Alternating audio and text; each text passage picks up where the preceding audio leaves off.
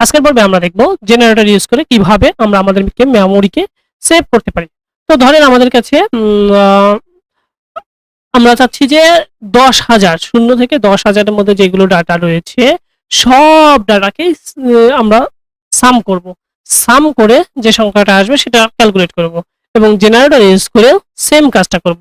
তো আমরা গত পর্বে দেখলাম যে লিস্ট কম্প্রিহেনশন ইউজ করে আমরা ইজিলি 0 থেকে 10,000-এর মধ্যে সংখ্যাগুলোকে একটা অ্যারেতে নিয়ে আসতে পারি। তো একটা অ্যারেতে নিয়ে আসলাম। এখন যদি আমরা এখানে সাম মেথডটা ইউজ করি, এর পরবর্তীতে আরেকটা নেই, সাম মাই লিস্ট ইউজ করলাম, তো অটোমেটিক্যালি আমাদের সাম দিল এবং সেটা রেজাল্ট দিল।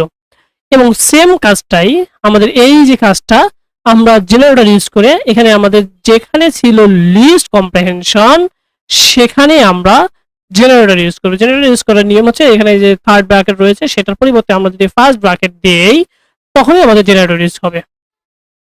উইথ জেনারেটর কি, কেন, এগুলো নিয়ে আমরা বিস্তারিত কোনো এক পর্বে আলোচনা করব।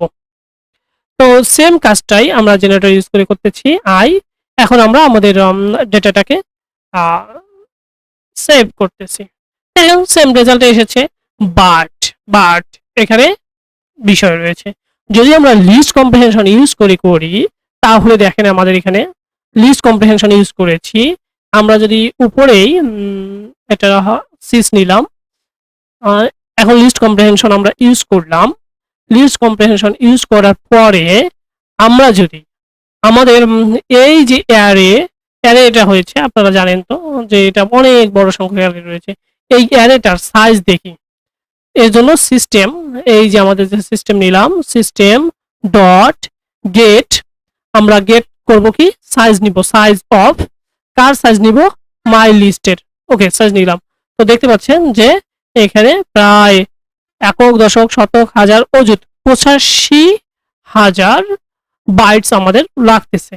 সেম কাজটাই আমরা ধরেন মাই জেনারেশন দিয়ে করেছি, এই যে মাই জেনারেশন দিয়ে করলাম। এরপরে যদি আমরা ক্যালকুলেট করি যে মাই জেনারেশনে আসলে আমাদের কত সময় লাগতেছে, এর জন্য সিস্টেম গেট সাইজ অফ, এবং এখানে আমরা মাই জেনারেশন দিলাম। এখানে দেখেন মাত্র 200 বাইটস লাগতেছে।